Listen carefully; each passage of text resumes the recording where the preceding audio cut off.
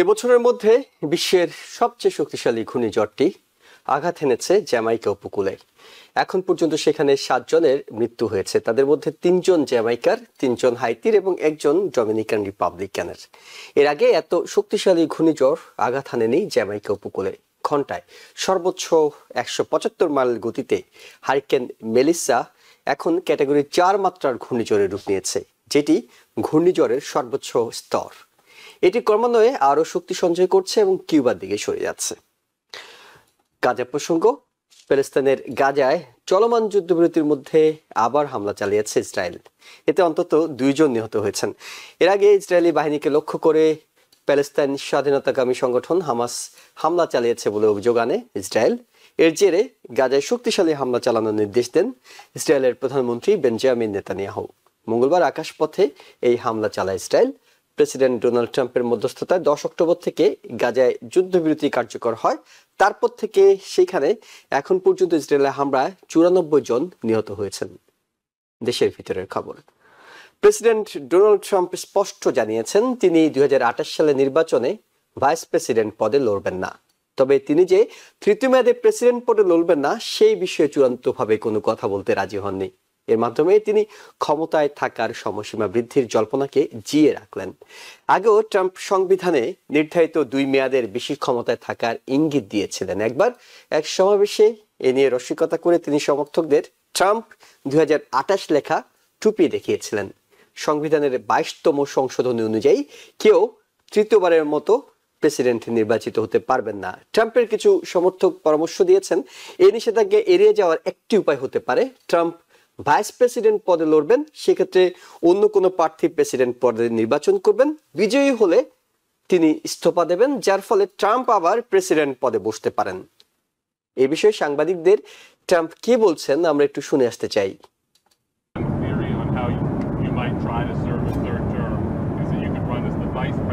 Yeah, I'd be allowed to do that. Is it the White House or the White House counsel to your legal position? No, you'd be allowed to do that, but I wouldn't want. I wouldn't do that. I think it's too cute. Yeah, I would rule that out because it's too cute.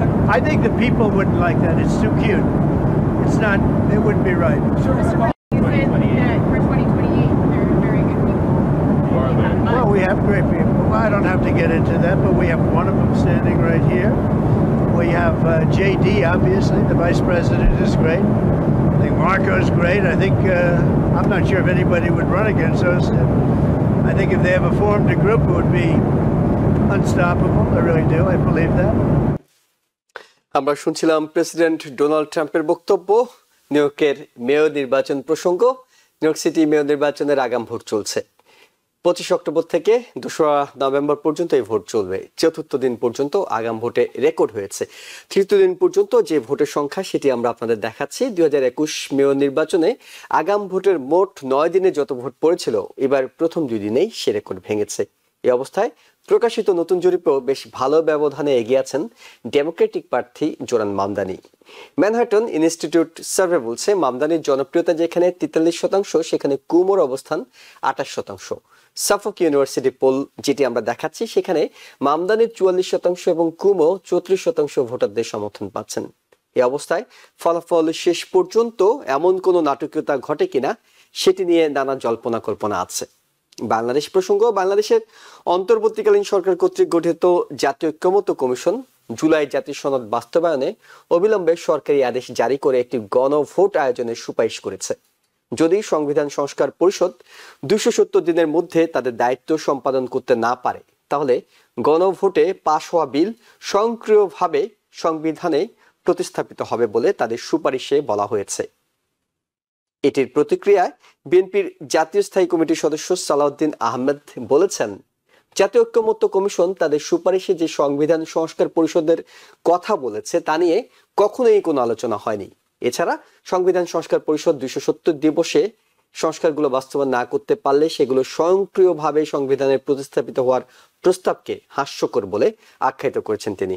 অন্যদিকে জামায়াত ইসলামী নির্বাচন কমিশনকে বলেছে জুলাই সনদ নিয়ে গণভোট জাতীয় নির্বাচনের আগেই হতে হবে এবং নভেম্বরেই সে নির্বাচন সম্পন্ন করতে হবে। এইসব বিষয় নিয়ে কথা বলবো TVN24 নিউজ নেটওয়ার্কের নিয়মিত আয়োজন আওয়ার ডেমোক্রেসি অনুষ্ঠানে আপনাদের সাথে আছি আমি ইহসান জুয়েল এবং আমাদের সাথে বিশেষজ্ঞ অতিথি হিসেবে যুক্ত হচ্ছেন টেক্সাসের A&M ইন্টারন্যাশনাল ইউনিভার্সিটির প্রফেসর ডক্টর মেহনাজ মোমেন এবং alliance of south Asian American labour SL এর ন্যাশনাল সেক্রেটারি করিম চৌধুরী। আপনাদের দুজনকে স্বাগত জানাচ্ছি আমাদের আলোচনায়। প্রফেসর ডক্টর মেহনাজ মোমেন, আমরা একেবারেই শুরু করতে চাই। গাজায় বহুকাঙ্ক্ষিত যুদ্ধবিরতি হয়েছে, স্বস্তির নিঃশ্বাস ফেলেছি আমরা সবাই এবং পুরো মধ্যপ্রাচ্য তো বটেই, পুরো পৃথিবীর মানুষ মনে করছিল যে শান্তি প্রতিস্থাপিত হয়েছে, যেটি বহু আকাঙ্ক্ষিত ছিল এবং সেখানে এরপর আমরা বিচ্ছিন্নভাবে ইসরায়েলকে হামলা চালাতে দেখেছি। গাজায় 94 জন নিহত হওয়ার পরিসংখ্যান দিচ্ছিলাম। এবার প্রধান একেবারে বেঞ্জামিন নেতানিয়াহু ঘোষণা দিয়ে চরম হামলা করার ঘোষণা দিয়েছেন এবং সেটি কার্যকর হতে শুরু করে দিয়েছে। এখন পর্যন্ত আমেরিকার তেমন কোনো প্রতিক্রিয়া আমরা পাইনি। যারা মধ্যস্থতা করার দায়িত্বে ছিল অন্য যে দেশগুলো, তুরস্ক কিংবা মিশর, কাতার, তাদের কাছ থেকেও এখন পর্যন্ত শক্ত কোনো প্রতিবাদ কিংবা অন্য কিছু পাওয়া যায়নি। বিষয়গুলো কি হচ্ছে, এমনটাই কি ধারণা করা হচ্ছিল, যেটি বলা হচ্ছিল যে প্যালেস্তানিয়ানরা এই আশঙ্কা করছিলেন যে শেষ পর্যন্ত ইসরায়েল কথা রাখবে কিনা, কথা না রাখার পর্যায়ে চলে গিয়েছে নাকি এটি বিচ্ছিন্ন হামলা, এখনো আন্তর্জাতিক সম্প্রদায় সক্রিয় হলে এটিকে সামাল দেওয়া সম্ভব বলে আপনি মনে করছেন? দেখেন, আমাদের যদি আমরা ইসরায়েলের গত 50-60 বছর ইতিহাসে দেখি, যখনই কোনো যুদ্ধবিরতি হয় তারা কিন্তু বিভিন্ন অজুহাতে সেই যুদ্ধবিরতি ভঙ্গ করে এবং বেশি দূরে যেতে হবে না। এই যে লেবাননের সাথে যে চুক্তি হয়েছিল, সেখানে তারা প্রতিদিনই কিন্তু এখনো লেবাননকে তারা আক্রমণ করেই যাচ্ছে। কাজে এইটা একটা ধারাবাহিক ঘটনা। আমরা সবাই মানে এটা হামাসও জানে শান্তি চুক্তি করেছে, কারণ অবস্থাটা এত অসহনীয় ছিল, কিন্তু যে কোনো সময় ইসরায়েল আবার তার হামলা করবে। কারণ ইসরায়েল কিন্তু স্পষ্টভাবেই বলছে যে গাজা পুরা দখল না করা পর্যন্ত এবং ওয়েস্ট ব্যাংকেও দখল না করা পর্যন্ত তারা থামবে না। এবং নেতানিয়াহু ইংরেজিতে এসে আমেরিকায় বা আমেরিকার দর্শকের কাছে, বহির্বিশ্বের দর্শকের কাছে এক ধরনের কথা বলেন, কিন্তু উনি কিন্তু আপনার হিব্রুতে যে কথাগুলো বলেন সেখানে বারবার উনি কিন্তু বলছেন যে এটাই সুযোগ, আমাদের এখনই পুরা আপনার বৃহত্তর ইসরায়েল গঠন করতে হবে। কাজে যতক্ষণ না পর্যন্ত তারা সেটা করতে পারবে বা যতক্ষণ না পর্যন্ত সেটার পথে মানে একদম মিনিংফুল কোনো বাধা তৈরি করা যাবে, ততক্ষণ পর্যন্ত এটা চলতেই থাকে। জি, করিম চৌধুরী, আপনার কাছে একটু জানতে চাই, সেটা হলো বাধা তৈরি করার যে বিষয়টি বলছেন। আমরা দেখেছি যে এই যে চুক্তিটি হয়েছিল সেখানে স্বাক্ষর করেছে আমেরিকা, কাতার, মিশর, তুর্কি, ইসরায়েল তো বটেই। এখন তারা যদি সেই চুক্তিটি না মানে, কোনো একটি অজুহাত দেখিয়ে কিংবা কোনো একটি কারণ দেখিয়ে আবার হামলা শুরু করে, এই দেশগুলোর যে প্রতিক্রিয়া হওয়া দরকার কিংবা তারা সার্বভৌমভাবে যে চাপ তৈরি করা দরকার সেটি তৈরি করছে না কেন, কিংবা তারা কেন এগিয়ে আসছে না? যদি কোনো ভুল বোঝাবুঝি তৈরি হয়, কোনো হামাস যদি আসলেই আক্রমণ করে থাকে, হামাসকে নিবৃত্ত করা, ইসরায়েলকে বোঝানো, সেই জায়গায় ঘাটতি দেখা যাচ্ছে কেন? একটু মিউট করা আছে আপনার অডিওটি। জি, আমরা প্রতিনিয়তই হামাস অ্যাটাক করা হচ্ছে, এটার একটা লেভেল মাত্র। হামাস জাস্ট ইসরায়েল এটাকে একটা লেভেল হিসেবে ব্যবহার করে যাচ্ছে, অ্যাটাক করছে তাদের উদ্দেশ্য হাসিলের জন্য।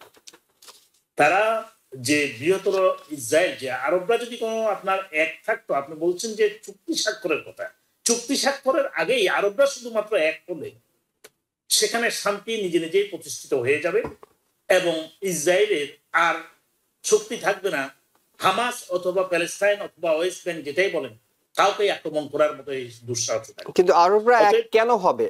আরবরা এক হওয়ার কারণটা কি? তারা তো নিজেরাই নিজেদের মধ্যে যুদ্ধ করে যাচ্ছে, নানা সময় নিজেদের মধ্যেই এক দেশ আরেক দেশকে দেখতে পারছে না, হামলা চালায়। সেখানে এই প্যালেস্টাইন কিংবা হামাস প্রসঙ্গে তারা একমত হবে, সেটি আপনি আশা করছেন কেন? এইটা একমত হওয়ার যথেষ্ট সম্ভাবনা ছিল এবং উচিত ছিল, এবং সেটা হচ্ছে না শুধুমাত্র তাদের যে আমাদের অবস্থানের কারণে, বিশেষ করে আমেরিকার অবস্থানের কারণে। আপনি দেখেন এবারের যে শান্তি চুক্তির কথা বলুন আর আমেরিকার প্রেসারের কারণে হোক, যে আপাতত যে যুদ্ধবিরতি চলছে, আমি শান্তির কথা একদম প্রত্যাশা করি না। কারণ অশান্তি হওয়ার প্রথম কোনো কারণেই ছিল না। অতএব যেটা হয়েছে সেটা পরিকল্পিত, মোসাদের পরিকল্পনায় ঘটেছে অক্টোবরের 7 তারিখে যে সন্ত্রাস হয়েছে, অক্টোবরের 7 তারিখে যে অস্ত্রগুলো ব্যবহার হয়েছে, আপনারা বারবার বলছি এই অনুষ্ঠানে এবং অন্যান্য টিভি চ্যানেলের অনুষ্ঠানে, 95% armed and ammunition used during that attack came from IDF. আর যেখানে ইসরায়েলি সৈন্যরা পুরা প্যালেস্টাইনে, শুধু ওয়েস্ট ব্যাংকে না, অধিকৃত অঞ্চলে নয়, প্যালেস্টাইনের প্রত্যেকটি জায়গায় তাদের নখদর্পণে তাদের গোয়েন্দারা সেখানে ছিল, তাদের সরাসরি ফোর্স সেখানে ছিল, কিভাবে হামাস, সো কল্ড হামাস এত বড় একটা আক্রমণের জন্য পরিকল্পনা নিয়েছিল। আমি সেই প্রশ্নে যাব, আপনার প্রশ্নের উত্তরে আসি ডাইরেক্ট। এইবারের যে ফোর্স শান্তি চুক্তি, যেটা এক পক্ষের, যেটা শুধুমাত্র ইসরায়েলি টার্মেই এই শান্তি চুক্তিটা হয়েছে, এখানে নোবেল পুরস্কার পাওয়ার জন্য কাউকে জাস্টিফাই করা যায় কিনা সেই জন্যই শুধুমাত্র এই শান্তির কথা বলা হয়েছে। আরবদের শান্তি, প্যালেস্টাইনের শান্তির জন্য আমি মনে করি না যেটা করা হয়েছে। কয়েকদিন আগেই তো আমাদের ডোনাল্ড ট্রাম্প বলেছিলেন যে প্যালেস্টাইনিয়াদেরকে অন্য কোনো দেশে ঠেলে দেওয়া যায় কিনা, আপনাদের এটা মনে আছে, এখন বেশি দূর হয়। অন্যান্য দেশকে প্রেশার সৃষ্টি করা হয়েছিল, তৃতীয় দেশকে ইনক্লুডিং ইজিপ্ট, তাদেরকে বলা হয়েছিল নিয়ে যাও, জর্ডানকে বলা হয়েছিল নিয়ে যাও, প্যালেস্টাইনিয়ানদেরকে নিয়ে যাও, গাজার শুধু না পুরো প্যালেস্টাইনকেই ধ্বংস করার প্ল্যান ছিল। অতএব আপনি দেখুন, যদি কোনো পার্শ্ববর্তী আরব রাষ্ট্রগুলো সত্যিকার অর্থে চায় যে আমরা প্যালেস্টাইনের স্বাধীনতা এবং প্যালেস্টাইনকে আমরা প্রতিষ্ঠিতভাবে ইন্ডিপেন্ডেন্ট স্টেট হিসেবে দিতে চাই, তাহলে সেই স্বপ্ন না শুধুমাত্র সেটা বাস্তবে রূপান্তরিত হতে বেশি সময় লাগবে। আজকে যারা চুক্তি করে বসে আছেন, এখন যে কোনো সময় ইসরায়েল যে কোনো ইস্যুতে, কোনো ইস্যু দরকার নাই, সে যেটা বলে মেরিয়ে তো সেটাই রূপে নেয় এবং সেখানে বম্বিং করলো, যে কাউকে ধরে আনলো, যে কাউকে মেরে ফেললো, আর হামাসের নামে লেভেল ছাড়িয়ে দিল। যুদ্ধবিরতির যে গ্রাউন্ডটা, সেটা হলো যে একটা দেশকে সম্পূর্ণভাবে দুলিশাত করে দেওয়া হচ্ছে। প্যালেস্টাইনের আর কি বাকি আছে? যখন গাজা উপত্যকায় ধ্বংসযজ্ঞ চলছে, বোম্বিং চলছে, সমস্ত কিছুকে লেভেল করে দেওয়া হচ্ছে, ঠিক সেই সময়, একই সময়ে আপনি দেখবেন যে পশ্চিম তীরে সেখানে আবার তারা বসতি স্থাপন শুরু করেছে, মুসলমানদেরকে খেদাই দিয়া, অরিজিনাল যারা মালিক তাদেরকে খেদাই দিয়া। তাহলে এই ক্ষেত্রে একমাত্র সলিউশন হতে পারে এই শান্তি চুক্তির ফলে ভালো কিছু আশা করা যায় না, এটা আমার ব্যক্তিগত অভিমত।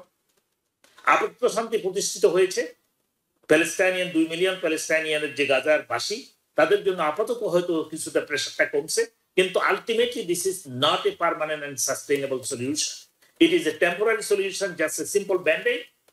এটার জন্য আরবদের যদি ঐক্য প্রতিষ্ঠিত হয়, সেই আমরা যদি কোনো বেলফোর্ড অ্যাকর্ডের দিকে যাই, সে অনেক পুরাতন ইতিহাস দেখতে যাই, ইসরায়েলের কিভাবে ইসরায়েল নামক রাষ্ট্রের উৎপত্তি হয়েছে, সেই সব ইতিহাস দেখতে যাই, তাহলে আমার মনে হয় আমরা সেখান থেকে এই একটা অফকোর্স দ্বিজাতীয় তথ্য, যেটা রাষ্ট্রীয় যেটা টু স্টেট থিওরি, যেটা সেটার জন্য আমরা মেনে নিতে হবে, কারণ সেখানে ইসরায়েলিদের শক্তিশালী অবস্থান এবং এটা ন্যায়সঙ্গত তাদের স্টেটের দাবি, কিন্তু তারা যে স্টেট, পুরোটা স্টেট রিভার টু সি বলতে চাচ্ছে, সেটাকে কোনোভাবে মেনে নেওয়া যায় না। এই জন্য আরবদের ঐক্যবদ্ধ হতে হবে এবং এই দাদাগিরি যারা করে সেখানে যায় বহির্বিশ্ব থেকে, পশ্চিমা দাদাগিরিদেরকে তাদের স্বার্থ থেকে একটু নিজেদেরকে সরাই দিতে হবে, তাহলে এই প্রকৃত শান্তি আসবে। এর আগে এই শান্তি চুক্তি শুধুমাত্র কাগজেই থাকবে, প্যালেস্টাইনিয়ানদের জন্য, গাজাবাসীর জন্য অশান্তি চিরতরে থাকবে এবং ধীরে ধীরে তাদেরকে নিঃশেষ করে দেওয়া হবে। এই মুহূর্তে আরবদের বোঝা উচিত সেটা। জি, ডক্টর মেহনাজ মোমেন, আমরা একটু দেশের প্রসঙ্গে ফিরতে চাই। প্রেসিডেন্ট ডোনাল্ড ট্রাম্প একটি ইস্যু জিয়ে রেখেছেন, তিনি স্পষ্ট করছেন না, তিনি বলছেন না যে তিনি করবেন, তিনি বলছেন না তিনি করবেন না, কিন্তু তার সমর্থকরা বলছেন তিনি করতে পারেন, আমরা ভাবছি তিনাকে কিভাবে করানো যায়। অর্থাৎ তৃতীয়বারের মতো প্রেসিডেন্ট হওয়ার যে বিষয়টি, এটি নিয়ে নানা ফর্মুলা দেয়া হচ্ছে, তাকে ভাইস প্রেসিডেন্ট করা, পরবর্তীতে প্রেসিডেন্ট সরে গিয়ে তিনি আবার প্রেসিডেন্টের দায়িত্ব নেওয়া, নানা বিষয় বলা হচ্ছে। আপনি এই আন্তর্জাতিক সম্পর্কের বিষয়গুলো পড়ান কিংবা এগুলো নিয়ে কাজ করেন, আমি একটু আপনার কাছেও জানতে চাই যে আমেরিকার সংবিধান এবং অন্যান্য জায়গার কোন একটা আইনের ফাঁক দিয়ে কি এই বিষয়টি করা সম্ভব হবে, নাকি এটি আসলে একটি ইস্যু তৈরি করে রাখা এবং অন্য ইস্যুগুলোকে ধামা চাপা দিয়ে রাখা? শাটডাউনের মতো বড় ইস্যু চলছে, নানা ধরনের স্ন্যাপ কাটের কথা বলা হচ্ছে, সেই বিষয়গুলোকে একটু অন্যদিকে চোখের দৃষ্টি ঘুরিয়ে দেয়া। দেখেন, আমেরিকান কনস্টিটিউশনের অনেকগুলো ব্যাপারই যেগুলোকে আমরা একদম শাশ্বত বলে ধরে নিতাম, যেমন বার্থ রাইট, সিটিজেনশিপ, এখন তো সবগুলো ব্যাপারেই আপনার অনেক ধরনের ইন্টারপ্রিটেশন ধোঁয়াটে হয়ে গেছে। কিন্তু এখন পর্যন্ত যে প্রেসিডেন্টের মেয়াদ, যে দুই মেয়াদের পরে আর কেউ প্রেসিডেন্ট হতে পারবেন না, এটা নিয়ে আর কোনো প্রশ্ন ওঠেনি। এবং এটা যদি আপনার ধরেন কথার কথা বলছি, সুপ্রিম কোর্ট পর্যন্ত গড়ায়, আমি এখনো আর কি খুবই আশ্চর্য হব যদি সুপ্রিম কোর্ট এই ব্যাপারে আপনার মানে একদম শক্তভাবে না বলে। আমার কাছে মনে হয় না যে এখানে আর কোনো আপনার মানে ইন্টারপ্রিটেশনের কোনো রুম আছে। কিন্তু এই সমস্ত কথার পরেও যে কথাটি থেকে যায় যে এই যে ট্রাম্প প্রেসিডেন্সি আমরা দেখছি, এটা কিন্তু আমেরিকায় আর কোনো প্রেসিডেন্সিতে আমরা দেখিনি। এমনকি ট্রাম্পের প্রথম টার্মও এই টার্ম থেকে সম্পূর্ণই আলাদা। এখানে আপনার সংবিধানের এমন ধরনের ভায়োলেশন অলরেডি হয়ে গেছে যেটা একেবারে একটা ইউনিক ব্যাপার। এবং ট্রাম্প যে কথাটি উনি মানে জিইয়ে রেখেছেন যে তৃতীয় টার্ম হতে পারে, এটা হচ্ছে তার ভক্তদের মধ্যে বা একটা এরকম একটা উৎসাহ সঞ্চার করা, বা যারা তার পক্ষে না তাদের মধ্যে ভীতির সঞ্চার করা। এবং এই কথাটিকে কেন্দ্র করে হয়তো তৃতীয় বা এরপরে যে প্রার্থী হবেন, সেটা জেডি ভ্যান্স হোক, মার্কো রুবিও হোক, যার কথা ট্রাম্প অলরেডি বলছেন, তারা হয়তো এমন ভাবে জিনিসটাকে ফ্রেম করবে যে তাদেরকে ভোট দিলে এটা ট্রাম্পের তৃতীয় টার্মের মতোই হবে। এখানে হয়তো এই সমস্ত জিনিসগুলো আসবে। কিন্তু আমি যেই দিকে আমি দৃষ্টি আকর্ষণ করতে চাচ্ছি, যে এই ধরনের আপনার ইস্যুগুলো যেগুলো একদম সংবিধান বিরোধী, হ্যাঁ, সেগুলোকে এভাবে করে নর্মালাইজ করা, এটা কিন্তু একটা অনেক আপনার বিপজ্জনক লক্ষণ। হ্যাঁ, এবং আরেকটা জিনিসও আপনাকে দেখতে হবে যে এটা যদি আমরা আশা করি যে এই টার্মে যেরকম আপনার সংবিধানের মানে সংবিধানকে আপনার একদম আমি বলবো যে অগ্রাহ্য করা হয়েছে, এর পরের টার্মে যেরকম কেউ যদি আশা করে যে আবার কোনো ডেমোক্র্যাট নির্বাচিত হবে এবং এসে এগুলো জিনিসের আপনার তথাগত বিচার করবে বা বলবে এগুলো ভায়োলেশন ছিল, এগুলো হতে পারে না, ওই নর্মালাইজেশনটা থেকে কিন্তু আমার কাছে আমি দেখতে পাচ্ছি না যে ওইটা ওইভাবে করে আপনার পরিসমাপ্তি হবে। এটা এমন ধরনের জিনিস হচ্ছে, এটার পরিসমাপ্তি কি আমি জানি না, কিন্তু এটার পরিসমাপ্তি নর্মাল পলিটিক্যাল স্ট্রাকচারের মধ্যে দিয়ে সম্ভব না। সেই জন্য এই ধরনের কথাগুলো অনেকটা হাস্যরসের উদ্রেক করলেও এটা আসলে একটা ভীতিকর জিনিস, কারণ এইগুলোর মধ্যে দিয়ে এমন ধরনের আপনার অ্যাবনর্মালিটি, আমেরিকান আপনার স্ট্রাকচার অ্যাবনর্মালিটিকে নর্মালাইজ করা হচ্ছে, যে এটা ধরেন আজকে এই কথা শুরু হয়েছে, 2 বছর পরে এই কথাটা নিয়ে মানুষ এভাবে করে বলবে না। বা আমি যেটা বললাম যে প্রার্থী আসবে সে দাবি করবে সেই যেন ট্রাম্পের তৃতীয় টার্ম। হ্যাঁ, এবং এরপরে আপনার আবার যখন কোনো রিপাবলিকান প্রার্থী নির্বাচিত হবে, তারা কিন্তু এই 4 বছরে যে সমস্ত সংবিধান বিরোধী কাজকর্ম হয়েছে সেগুলোকে একটা অনেকখানি একটা আপনার লিগালাইজ করে ফেলবে, একটা নর্মালাইজ করে ফেলবে।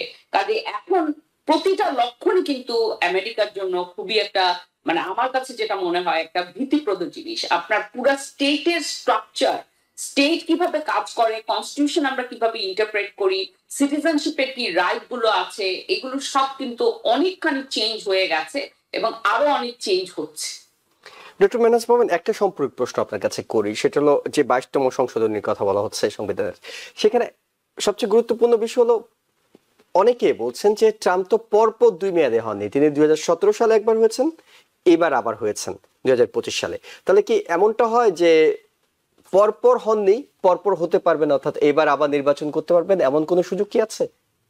সংবিধানে কিন্তু বলা আছে স্পষ্ট করে যে 2 বারের বেশি কিছু কেউ হতে পারবে না।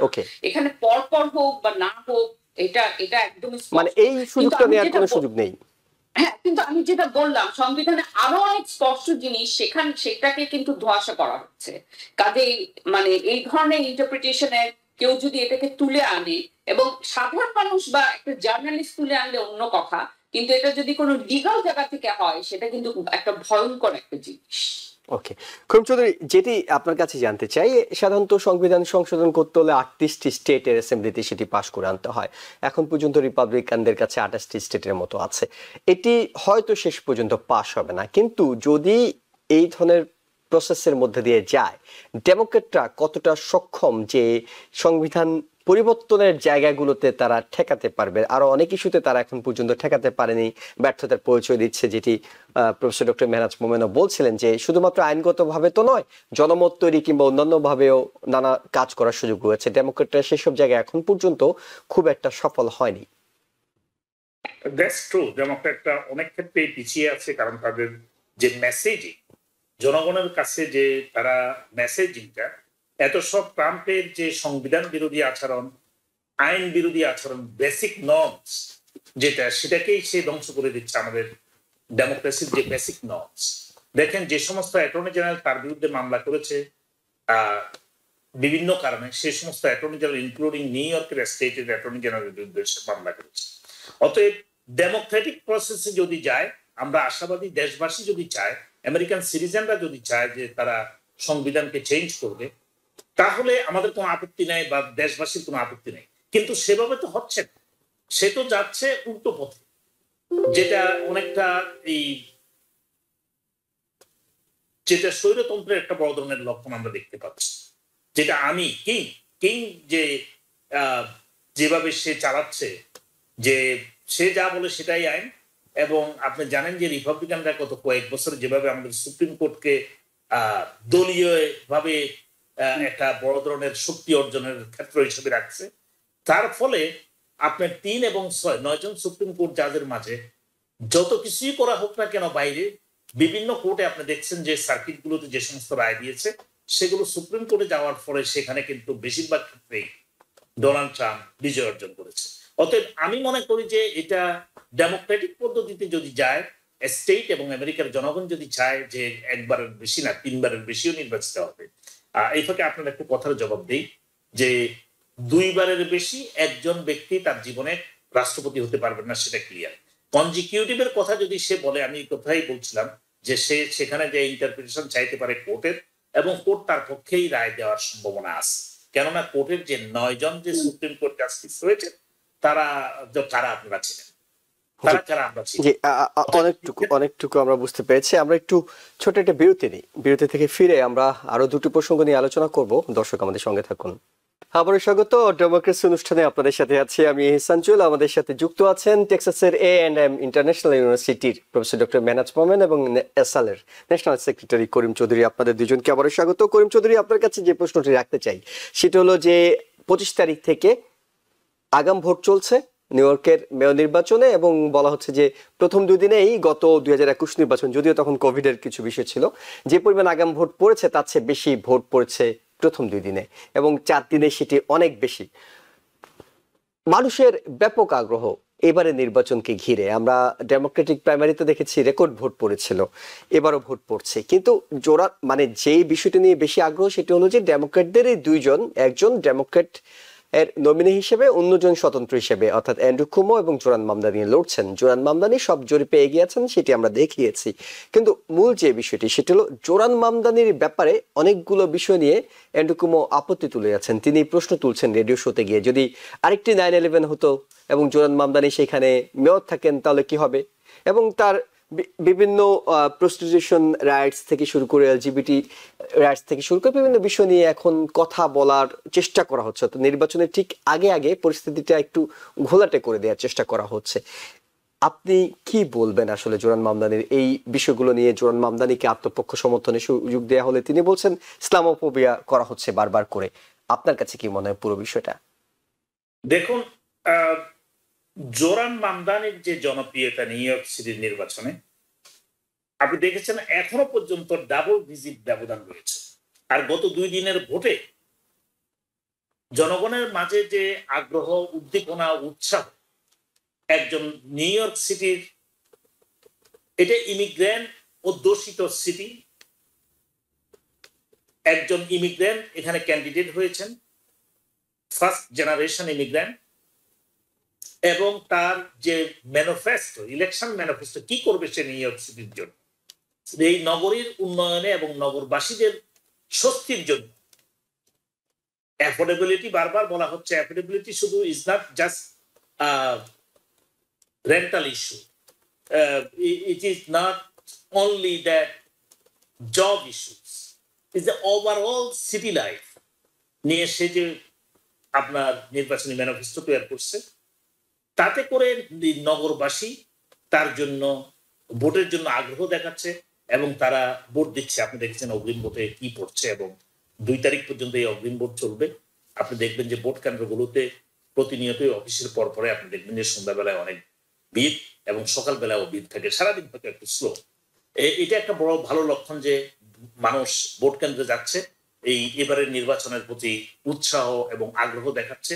কেননা ইট is a big challenge for new yorker. K mayor হবেন তার উপরে ভিত্তি করে এই সিটির এই নগরবাসীদের সুযোগ সুবিধা অনেক কিছু নির্ভর করবে।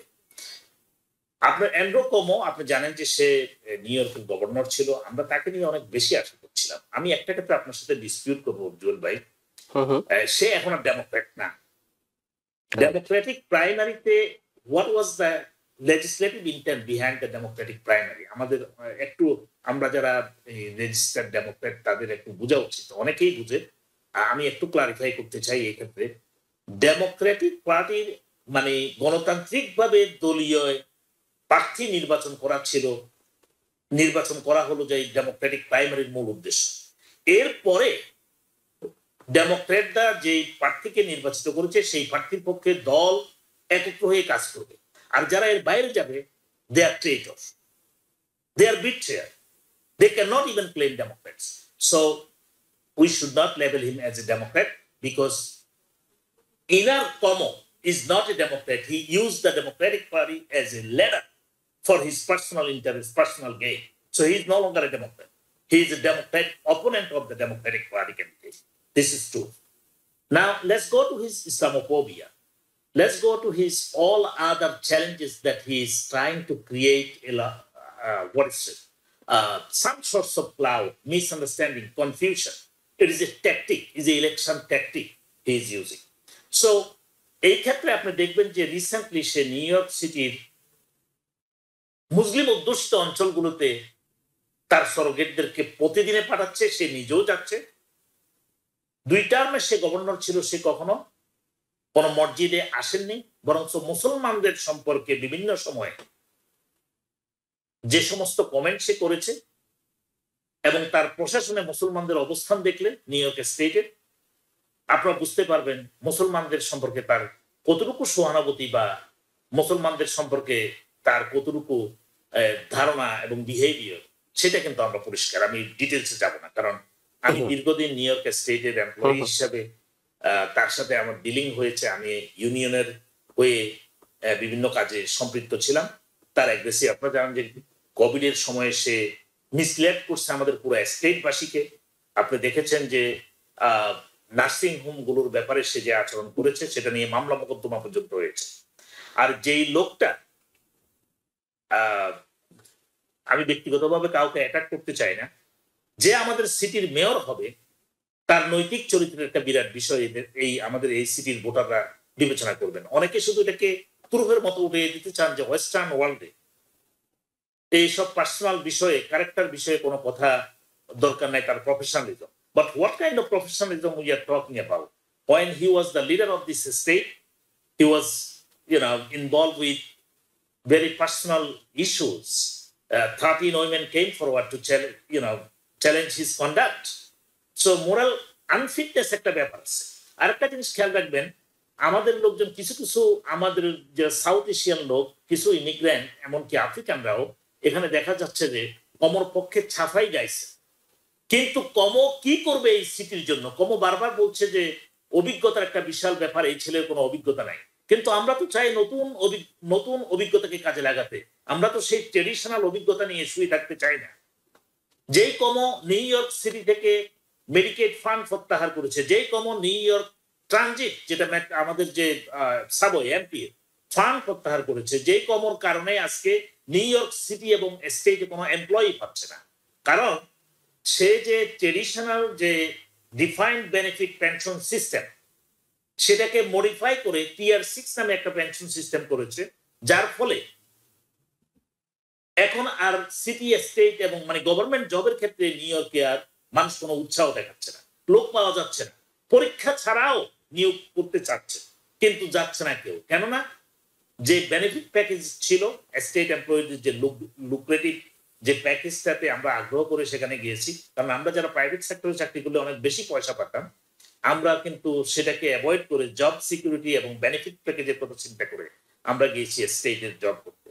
কমো is the destroyer of that lucrative benefit package, now causing severe employee shortage in the state in all levels of government job, city, county or state level.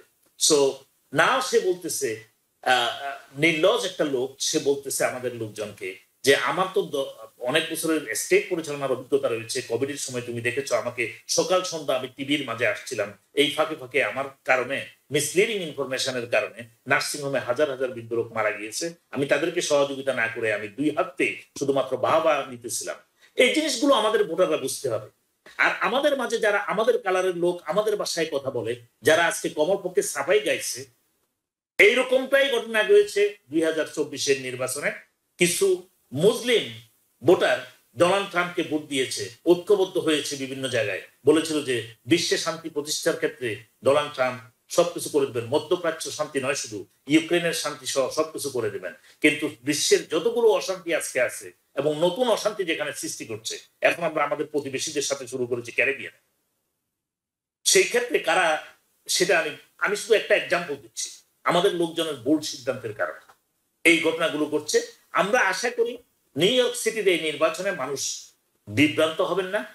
মানুষকে আমাদের লোকজন যারা বিভ্রান্ত করার চেষ্টা করছে, তাদের ভিত্তিহীন এই সমস্ত দাবির দিকে না তাকিয়ে আপনারা দেখুন, নতুন যে ইয়াং জেনারেশন আজকে যে স্বপ্ন আমাদেরকে দেখাচ্ছে, সেই স্বপ্ন আমার মনে হয় নিউ ইয়র্কের জন্য বেটার হবে। We need a better New York. We do not need to go back to traditional management and আমি এইজ ডিসক্রিমিনেশনের কথা বলবো না। কমন নতুন কিছু অফার করার নাই নিউ ইয়র্কে। আরেকটা জিনিস দেখুন, সে স্টেটের গভর্নর ছিল, সেখান থেকে অপমানিত হয়ে তাকে রিজাইন করতে হয়েছে। Thank God he did not face any criminal charge yet. It does not mean he will not. সে এখন নিউ ইয়র্ক সিটিতে আসছে, তার ডিমোশন কতটুকু হয়েছে, এর বাইরে আর তার কিছু নাই। And he is a betray with the Democratic Party, with New York State, and now waiting to betray with the city of New York. I hope the voters will not allow him to do so. Doctor Mehnaz Momen, সেটা হলো যে করিম চৌধুরী অনেক details বলেছেন। আমরা খুব সংক্ষেপে আপনার কাছে শুনি যে সেটা হলো যে মামদানির পক্ষে এবং বিপক্ষে মামদানি কতটা যোগ্য, কতটা অভিজ্ঞ, কতটা কাজ করতে পারবেন, তার চেয়ে বড় ইস্যু হয়ে উঠছে তিনি মুসলিম, তিনি ইসরায়েলের ব্যাপারে গাজার পক্ষে কথা বলেছেন, এই বিষয়গুলো। এটাও তো একটা রাজনীতির অংশ নাকি? মানে এখানে তো ধর্মের কোনো বিষয় নেই, এটা আসলে রাজনীতি করার জন্যই কি এই বিষয়গুলো আসছে কিনা? তা তো অবশ্যই। যেমন প্রথমেই আপনার মামদানিকে মানে মামদানি যাতে জনপ্রিয় না হন সেই জন্য আমরা দেখেছি অ্যান্ড্রু কুমো এই ইসরায়েলের প্রসঙ্গ, প্যালেস্টাইনের প্রসঙ্গ, ইন্তিফাদা, যে গ্লোবাল ইন্তিফাদার একটা ফ্রেজ, এগুলো নিয়ে কথা তুলেছেন। কিন্তু এটা কিন্তু উল্লেখযোগ্য যে এই সমস্ত স্ট্র্যাটেজি দিয়ে মামদানিকে দমন করার চেষ্টা করা হয়েছে, একটিও কিন্তু এখন পর্যন্ত কাজে লাগেনি। এগুলো যদি কাজে লাগতো তাহলে মামদানি এভাবে করে এগিয়ে থাকতে পারতেন না। মামদানি সবচেয়ে বড় যেটা অ্যাপিল, সেটা হচ্ছে ইয়াং ভোটারের কাছে। আমরা ডেমোক্রেটিক রিপাবলিকান দুই পার্টিতে আমরা দেখছি একটা লিডারশিপ আপনার একদম বয়োজ্যেষ্ঠদের দখলে চলে গেছে, এবং যারা নতুন ভোটার তারা কিন্তু আপনার অনেক হতাশ, দুই পার্টিরই হতাশ। সেখানে মামদানির মতো একজন তিনি একদম একটা আশার আলোর মতো এসছেন, এবং তার থেকেও বড় কথা তার বয়স, তার পার্সোনালিটি, তার ক্যারিশমা, এগুলোর থেকেও বড় কথা তার মেসেজ। উনি যে আপনার সোশ্যাল জাস্টিসের কথা বলছেন, যে নিউ ইয়র্ক একটা লিভেবল সিটি করবেন, এই ধরনের প্রমিস গুলো করছেন, এইগুলো মানুষ শুনতে চায়, এগুলোর পক্ষেই ভোট দিতে চায়। এখন উনার এই ক্যাম্পেইন প্রমিস নিয়ে অনেকে বলছে যে এতখানি ক্যাম্পেইন প্রমিস উনি পূরণ করতে পারবেন না। সেটা যদি সত্যিও হয়, উনি যদি খানিকটাও পূরণ করতে পারেন, এবং এটার যে এখন যেভাবে করে আপনার কর্পোরেট, আপনার যে পার্টি ক্ষমতায় থাকুক না কেন, একটা কর্পোরেশন তার ইচ্ছা মতো পলিসিগুলো চালায়, তার প্রফিট করে, সেখান থেকে সরে এসে আরেকটা যে একটা কোনো অন্য পথ হতে পারে সেটা যদি মামদানি দেখাতে পারলেন, পুরোপুরি আপনার না করতে পারলেও ওই পথে হাঁটা শুরু করলেই সেটা অনেকখানি আপনার একটা বিরল দৃষ্টান্ত হবে।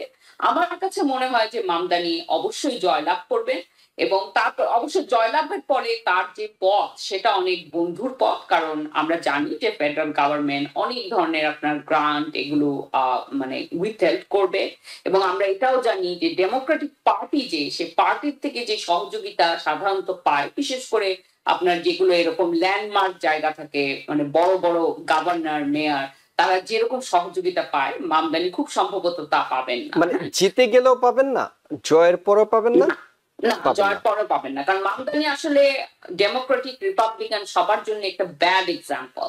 মানে যেভাবে করে আপনার একটা স্ট্যাটাস কোতে একটা আমরা সবাই মেনেই নিয়েছি যে পলিটিক্স এভাবে চলে, ডোনার যেটা বলে সেটা শুনতে হবে।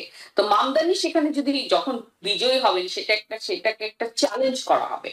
তো আপনার কোনো পার্টি সেটা আসলে চায় না। তো মামদানি আপনার ডেমোক্রেটদেরও ওরকম সমর্থন পাবে না, যদিও আমরা দেখেছি গভর্নর তারপর হাকিম জেফরি তারা বাধ্য হয়েছেন মামদানিকে আপনার এন্ডোর্স করতে। অনেকে তাদের নিজেদের রাজনৈতিক স্বার্থে তারা সেটা করেছেন একবারে শেষ মুহূর্তে, কারণ তাদেরকে নির্বাচন করতে হবে সামনে। কোনো মিনিংফুল সহায়তা তারা হয়তো করবেন না। প্লাস এটা শুধু ব্যক্তি মামদানির কথা না, আমরা ট্রাম্প অ্যাডমিনিস্ট্রেশনকে দেখছি যে যতগুলো বড় বড় ব্লু সিটি আছে, শিকাগো, এলএ, এসব জায়গায় আপনার পোর্টল্যান্ড, এসব জায়গায় মানে এমন ভাবে কি বলবো, মানে লোকাল গভর্নমেন্টের ক্ষমতা ক্ষুণ্ণ করে ফেডারেল গভর্নমেন্ট তার ক্ষমতা ব্যবহার করছে। অনেকটা মনে হচ্ছে যে কোনো একটা মানে একটা রায়াত বা এই ধরনের কোনো কিছু তারা ঘটাতে যাচ্ছে। তো নিউ ইয়র্ক হলে অবশ্যই নিউ ইয়র্কে এগুলো আমরা দেখতে পাবো। কাজে বিজয়ের পর আমার কাছে, আমি উনার বিজয় নিয়ে আমার অত কোনো শঙ্কা নেই, আমার কাছে মনে হচ্ছে যে উনি বিজয়ী হবেন। তবে তারপরে উনার যে পথটা, এটা এখন উনাকে অনেক স্ট্র্যাটেজিক্যালি এটা উনাকে করতে হবে। তো এখন পর্যন্ত মামদানি অনেক স্কিলফুল পলিটিশিয়ান। উনি কিন্তু উনাকে যখন আক্রমণ করা হয় উনি কখনোই রাগান্বিত হননি, কোনো ফাঁদে পা দেননি। তখন এবং উনি বারবার বলছেন যে ট্রাম্পের সাথে উনি যেগুলো আপনার ইকোনমিক জাস্টিসের কথা, এগুলো যে ধরনের জিনিস সেগুলোতে উনি একদমই কোঅপারেশন করতে রাজি, কিন্তু যেসব জিনিসে উনি কোঅপারেশন করতে রাজি না সেটা হচ্ছে যেখানে নিউ ইয়র্কের মানুষের জন্য ক্ষতিকর হয়, ইমিগ্রেশনের নানা পলিসি, এসবে উনি রাজি না। কাজে আমার মানে, তবে এটা সত্যি যে একবার বিজয় হওয়ার পর উনি অনেকখানি চ্যালেঞ্জের সম্মুখীন হবে, কিন্তু আপাতত আর কি বিজয়টাও একটা অনেক বড় জিনিস এবং একটা সেলিব্রেট করার মতো জিনিস। তো এখন অপেক্ষা করি আমরা 4 তারিখ পর্যন্ত। করিম চৌধুরী, একেবারে 30 সেকেন্ড আপনার কাছে জানবো, যেটি ম্যানেজমেন্ট বলছিলেন এই কথাটি, আপনি যেহেতু নিউ ইয়র্কে আছেন, নিউ ইয়র্কের অনেক নাগরিকও কেউ হয়তো বলার চেষ্টা করছে যে মামদানি জিতলে তো ট্রাম্প অনেক ফেডারেল বরাদ্দ কেটে নেবে, অনেক সুযোগ সুবিধা বঞ্চিত হতে হবে। এই ভয়টা কি কারোর মধ্যে কাজ করছে যে তাহলে আমরা মামদানিকে ভোট না দিই? সেটা হবে ক্ষুদ্রতর স্বার্থে। ওকে, এই আজকের একটা বর্তমানকে নিয়ে চিন্তা করা খুব সেটা আমি বলবো যে এই দীর্ঘমেয়াদী কোনো চিন্তা না করে, আমাদের সিটির দীর্ঘমেয়াদী প্ল্যানকে চিন্তা না করে, শুধুমাত্র 1 বছরের জন্য বাজেট পাবো না। আমরা জানি যে সে 2028 সাল পর্যন্ত আছে, এই 4-5 বছর আমাদের কোনো বাজেট আসবে না ভালো করে ফেডারেল গভর্নমেন্ট থেকে। এটা বোঝা উচিত আমাদের যারা ভোটার, নিউ ইয়র্কের যারা অধিবাসী, যে নিউ ইয়র্ক সিটি যে পরিমাণ ট্যাক্স ফেডারেল গভর্নমেন্টকে পাঠায় তার 1/4 তো আমাদেরকে দেয়া হয় না আমাদের ডেভেলপমেন্টের বাজেটের জন্য। This is the truth, this is the fact. আর শুধুমাত্র ফেডারেল গভর্নমেন্টের বাজেটের উপরেই নিউ ইয়র্ক চলে না, ফেডারেল গভর্নমেন্টের বাজেট ছাড়াও স্টেট গভর্নমেন্ট এবং নিউ ইয়র্ক সিটির যে নিজস্ব আয় সেখান থেকে চলে। বেটার ম্যানেজমেন্ট করে তার যে ম্যানেজমেন্টের যে পলিসি সে উপস্থাপন করেছে আপনার বিভিন্ন বিতর্কের সময়, টেলিভাইজ বিতর্কের সময় আপনারা দেখেছেন যে শুধুমাত্র ফেডারেল গভর্নমেন্ট যদি কোনো আমাদের ট্যাক্স পলিসির ক্ষেত্রে আমাদের প্রতি ইনজাস্টিস কমাই দেয়, আমরা তার কাছে ব্যাক করতেছি না। যদি কোনো ইনজাস্টিস, অসম সম্পদের যে বন্টন মালা সেটা যদি না করে, তাহলে new York is self sufficient. আমি একমত হব এই প্রফেসরের সাথে যে হ্যাঁ, প্রথম দিক থেকে ফেডারেল গভর্নমেন্ট বিভিন্ন চ্যালেঞ্জ থাকবে, কিন্তু আপনি সেলফ সাফিসিয়েন্ট বলছিলেন দিতে পারেন, সেটা আমরা বুঝি। ওকে ওকে কিন্তু এই নিউ ইয়র্কবাসীর নিউ ইয়র্কের যে নিজস্ব ইনকাম, ইকোনমিক যে স্ট্যান্ডার্ড, ইকোনমিক যে ব্যাকবোন, সেই ক্ষেত্রে তার যে ডেভেলপমেন্ট প্ল্যান, তার যে এই অ্যাফোর্ডেবিলিটি যেটা সে বলে আসছে, সেটাকে পরিচালনা করার যথেষ্ট সফল অর্জন করবে বলে আমি মনে করি। ইকোনমিক্যালি অনেক ধন্যবাদ, অনেক ধন্যবাদ করিম চৌধুরী এবং প্রফেসর ডক্টর মেহনাজ মোমেন, আপনাদের দুইজনকে। এবং দর্শক, বিশেষ করে যারা এইবার বাংলাদেশি কমিউনিটি থেকে নতুন ভোটার হয়েছেন, তাদের জন্য খুবই খুবই গুরুত্বপূর্ণ একটি বিষয়, সেটি হলো যে আপনারা যখন ভোট দিতে যাবেন, আপনারা দেখবেন যে ব্যালটে জোরান মামদানির নাম দুইবার আছে। একবার আছে ডেমোক্রেটিক পার্টি থেকে, আরেকবার আছে ওয়ার্কিং ফ্যামিলিস পার্টি থেকে। অর্থাৎ দুটো জায়গা থেকে জোরান মামদানির নাম আছে। অতি আবেগে কিংবা অতি ভালোবাসা থেকে কেউ দয়া করে দুটো জায়গাতেই জোরান মামদানিকে ভোট দেবেন না। যারা দিতে চান তাদের কথা বলছি, তারা অবশ্যই ডেমোক্রেটিক পার্টি লাইনে যে জায়গায় জোরান মামদানির নাম আছে শুধুমাত্র ওই একটি জায়গায় ভোট দেবেন। দুটি জায়গায় ভোট দিলে সাধারণত যেটি হয়, এটি যারা দীর্ঘদিন ধরে ভোট দিয়ে থাকেন তারা জানেন, কিন্তু নতুন ভোটারদের জন্য এই কথাটা বলা যে দুটো জায়গায় যদি আপনারা ভোট দেন তবে সেটি আসলে ভোটটা নষ্ট হয়ে যাবে। সেক্ষেত্রে শুধুমাত্র ডেমোক্রেটিক পার্টি লাইনে যে জায়গাটাতে জোরান মামদানির নাম আছে সেই জায়গাটাতে শুধুমাত্র আপনি ভোট দেবেন। এবং এই বিষয়টি আপনারা যারা শুনছেন তারা আপনাদের প্রতিবেশী, বন্ধু কিংবা অন্য যারা নতুন ভোটার হয়েছেন কিংবা পুরনো ভোটার যারা আছেন তাদেরকেও দয়া করে এটি জানিয়ে দেওয়ার চেষ্টা করবেন। এটি দুইবার আছে, দুইবার ভোট দেওয়া যাবে না, একবারই দিতে হবে। অনেক ধন্যবাদ আপনাদের সবাইকে এতক্ষণ আমাদের সঙ্গে থাকার জন্য।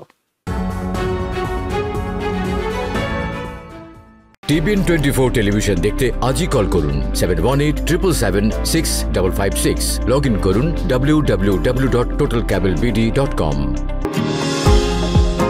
নিউ ইয়র্ক থেকে সম্প্রচারিত টিভিএন 24 টেলিভিশন বিশ্বজুড়ে বাঙালির কণ্ঠস্বর।